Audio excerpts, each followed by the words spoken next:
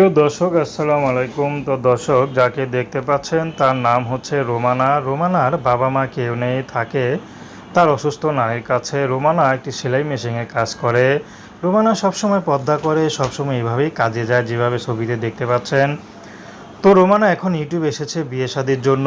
যে খাটটা দেখতে পাচ্ছেন এই ছোট একটি খাটে রোমানা নানি ঘুমায়, এবং যে টিনের ঘরটা দেখতে পাচ্ছেন ফুটো, সেই টিনের ঘরে থাকে, মাত্র 1500 টাকা ভাড়া।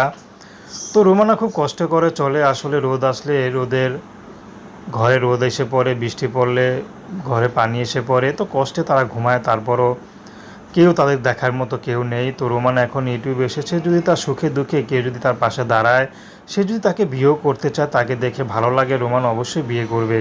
রোমানার কোনো পছন্দ নেই। রোমানাকে দেখে যে পুরুষ বিয়ে সাথে করতে চাইবে, পছন্দ করবে, রোমানা তার কাছে যাবে।